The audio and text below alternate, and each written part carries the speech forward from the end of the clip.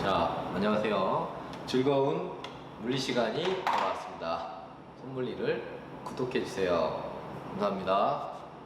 자, 이번 시간 우리가 물질과 전자기장, 물질의 전기적 특성, 에너지띠에 대해서 알아보도록 하겠습니다. 고체 에너지띠 이론으로 학습 목표를 한번 알아볼까요? 고체 에너지띠 이론으로 도체, 반도체, 절연체 등의 차이를 구분하고 여러 가지 고체의 전기 전도성을 비교하는 탐구를 수행할 수 있다. 그렇죠? 우리가 고체, 도체, 절연체, 에너지 준위 요거에 대해서 전에 배웠고, 이번 시간은 에너지 띠와 전기 전도성에 대해서 배울 거예요. 도체라는 것은 전기가 잘 통하는 물질, 절연체라는 건 전기가 안 통하는 물질이겠죠. 에너지 전위는 우리가 에너지가 연속적이지 않고 불연속적이다 라는 것을 나타낸 거죠. 그래서 다음 시간에는 다이오드와 트랜지스터까지 한번 알아보도록 하겠습니다. 자, 학습 내용을 보면 에너지띠 이론에는 도체, 반도체, 절연체로 나눠질 수 있습니다. 자, 생각 나누기 도입 영상에서 영상을 한번 보고 올까요?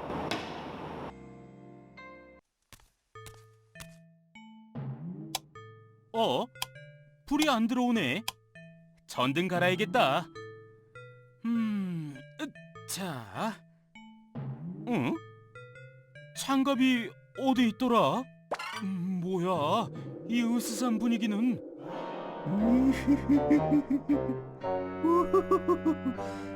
빨간 장갑 줄까? 파란 장갑 줄까? 됐고, 절연 장갑으로 주세요. 네, 잘 보고 왔죠? 빨간 장갑 줄까? 파란 장갑 줄까? 그죠? 전등을 갈아줘야겠죠. 절연 장갑으로 주죠. 그죠? 장갑 같은 절연체에서는 전류가 잘 흐르지 않는 거죠. 그리고 도체에서는 전류가 잘 흐르고, 절연체에서는 전류가 잘 흐르지 않는 까닭이 무엇인지 한번 토의를 한번 해봅시다. 자, 첫 번째 개념입니다. 원자 개수에 따른 에너지 준위가, 원자가 개수가 많아지면 많아질수록 에너지 준위도 많아지겠죠. 그죠? 원자가 가까이 있으면 에너지 준위는 원자의 개수만큼 갈라지게 됩니다. 그죠?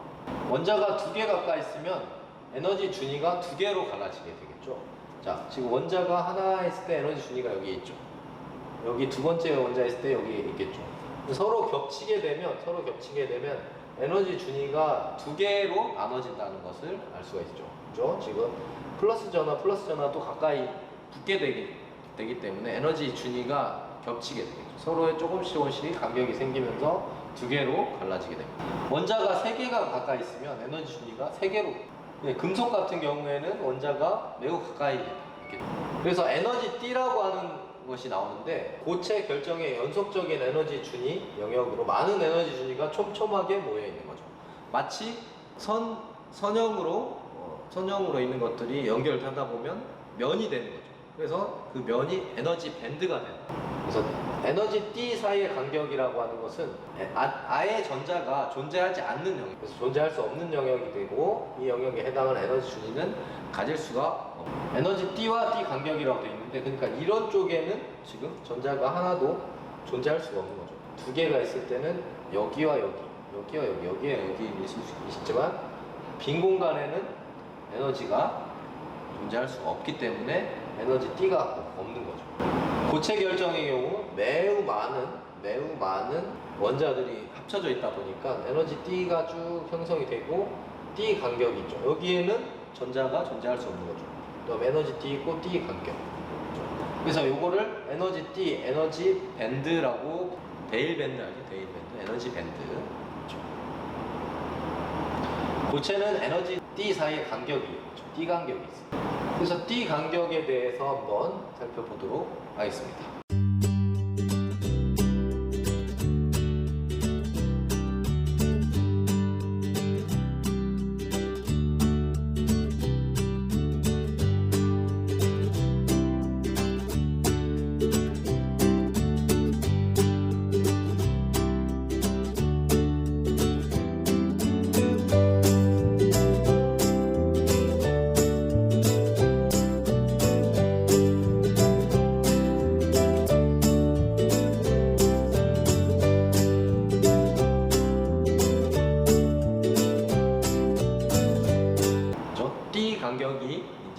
에너지 띠 간격은 에너지 준위가 존재하지 않는 영역이라는 것을 알 수가 있죠.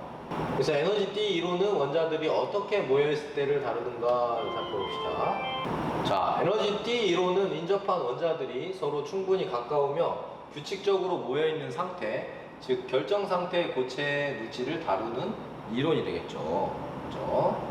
그래서 에너지 준위와 전자를 배치하는 게 나와 있는데 0K라는 것은 절대 온도를 말하는 거예요. 절대 온도가 0도일 때 전자는 가장 낮은 에너지 준위부터 2개씩 순서대로 채우게 되겠죠. 지금 여기 보면 에너지 전자가 여기 한 칸, 두 칸, 한 칸, 두 칸, 한 칸, 두 칸 이렇게 채워간다는 것을 알 수가 있습니다. 원자가 D라고 하는데 원자가 D. 에너지 D 중에서 전자가 채워져 있는 가장 위쪽에 있는 에너지 D가 있죠. 전자가 여러 개 쭉 채워져 있는데 바닥 상태부터 전자가 쭉쭉 차죠. 그 다음에 최외곽 전자라고 하죠. 맨 마지막 위에 있는 에너지 D를 원자가 D라고 표현을 합니다. 전도 D라고 하는 것은 원자가 D 바로 위에 에너지 D를 말하는 거예요. 원자가 D에 있던 전자가 에너지를 흡수해서 전도 D로 전이를 할 수가 있다. 자, 이제 여기서부터 차이가 나오는 거예요. 절연체와 도체, 그 다음에 반도체까지. 절연체는 에너지 D 간격이 매우 높겠죠. 그래서 전자가 움직일 수 있어요, 없어요? 움직일 수 없으니까 전기가 흐르지 않는 거죠. 도체는 저 D와 원자가 D 사이의 간격이 매우 작아서 쉽게 전자가 움직일 수 있는 거예요. 그래서 아예 연결되어 있는 것도 있죠. 도체는 금속에는 전류를 조금만 흘려줘도 쉽게 흐를 수 있는 거죠. 그래서 도체와 절연체의 차이가 나와 있죠. 도체는 에너지 D의 전자가 일부만 채워져 있는 거예요. 일부만 채워져 있고 전자가 여기는 다 지금 이 전도띠가 되는 거죠. 전도띠니까 여기에서부터는 그냥 쉽게 이동을 하는 거죠. 이 에너지 D에 전자가 일부만 채워져 있어서 전자가 인접한 비어있는 준위로 쉽게 이동해서 전류가 흐른다. 그러니까 쉽게 이동해서 전류가 쭉쭉쭉 흐르는 거죠. 그래서 자유전자가 돼서 비어있는 에너지 준위로 쭉쭉 가는 거죠. 절연체는 여기 D 간격이 매우 넓죠. 매우 넓어서 여기로 이동할 수가 없어요.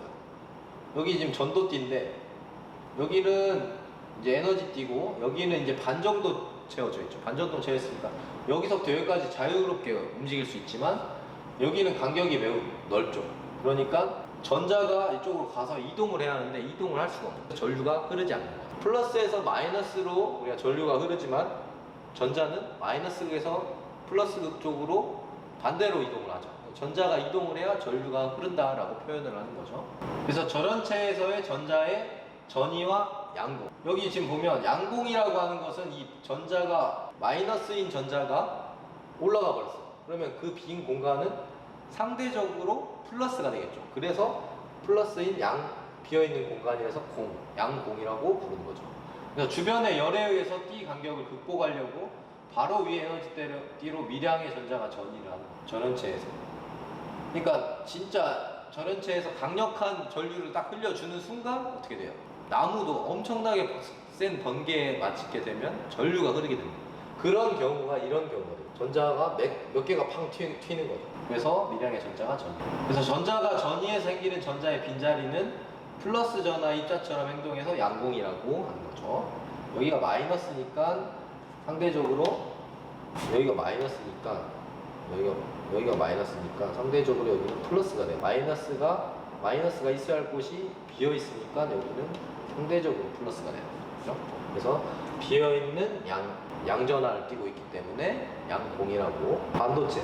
절연체 중에서 원자가 D와 전도띠 사이에 D 간격이 좁은 경우를 반도체라고 하고 전류가 흐르는 정도가 도체와 절연체의 중간 정도예요. 그래서 온도가 높으면 전류가 흐르고 온도가 낮으면 전류가 안 흐르고 이런 것도 특징이 있습니다. 절연체와 반도체의 D 간격은 D 간격이 매우 보통 한 1일렉트론 볼트 정도 매우 작은 간격이 되겠습니다. 그래서 도체와 절연체, 반도체를 비교하는 개념을 한번 볼까요?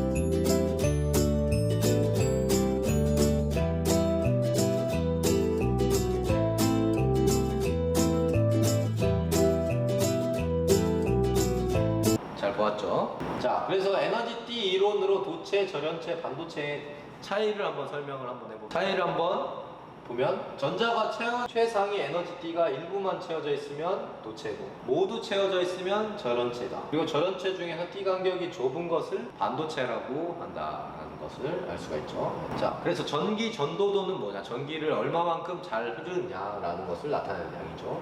물질 내에서 전류가 흐르는 정도를 나타내는 양입니다. 그렇죠? 그래서 여러 가지 고체의 전기 전도도를 측정을 할 수가 있어요. 그래서 전자제품에 사용하는 전선의 안쪽에는 철선이나 구리선이 있고 바깥쪽에는 플라스틱 외피가 덮여있죠. 전선은 그죠? 플라스틱 약간 유한 플라스틱이죠. 딱딱한 플라스틱이 아니고 그죠? 물질마다 전기 전도도의 차이가 있기 때문에 이런 구성이 필요하다고 합니다. 그래서 이 구성 물질들의 전기 전도도의 차이를 비교하면 어떻게 해야 할까?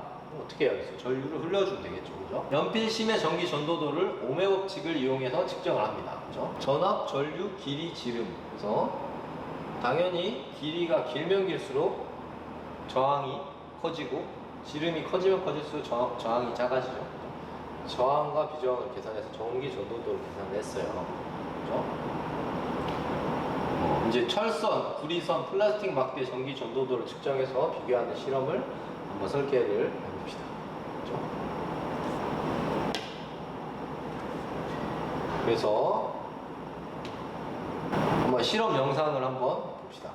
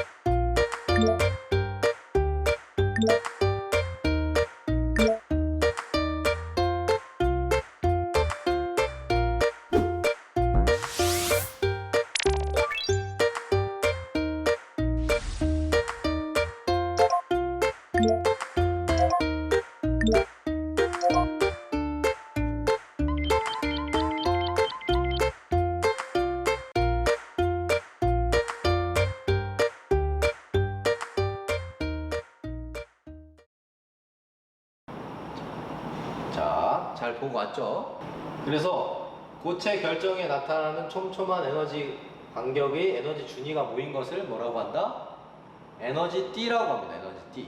에너지 T 사이의 간격을 T 간격이라고 하죠. T 간격. 그래서 전자는 이 영역에 해당하는 데는 에너지 준위를 가질 수가 없어요. 밴드 갭이라고 부르는데 T 간격. 그래서 T는 밴드고 간격은 갭이 되겠죠. 절연체에서 전자가 완전히 채워진 상태에서 에너지 중 맨 위에 T를 원자가 T라고 했죠. 원자가 T. 그리고 전자가 빠져나간 빈자리로 플러스 전하를 가진 입자처럼 행동한다는 것을 양공이라고 했어요. 그죠? 자, 이번 시간에 한 실험도 역시 돌아와가지고 역시 우리가 같이 수행을 해볼 텐데 일단은 요것을 한번 창의용학 활동하기를 한번 해봅시다. 그래서 종이에 그림을 그리면 선을 따라가 전류가 흐르는 전도성 펜이 있네요. 그죠? 이와 같은 펜이 특성이 잘 나타나는 생일 카드나 크리스마스 카드를 디자인 한번 해봅시다. 그래서 전도성 펜이 있다고 하니까 전도성 펜도 내일 한번 학교에서 구매를 해서 한번 같이 한번 실험을 해보도록 하겠습니다. 그래서 디자인을 한번 생각을 한번 해보시면 우리가 끝나고 나서 코로나가 끝나고 나서 크리스마스 카드를 한번 만들어 볼 수 있도록 합시다. 자, 이것으로 수업을 마쳤고 다음 시간에는 물질의 전기적 특성 마지막 네 번째 시간이 반도체에 대해서 배울 수 있도록 하겠습니다. 이번 시간 강의를 들어주셔서 감사합니다. 자, 손물리를 구독해 주세요. 안녕.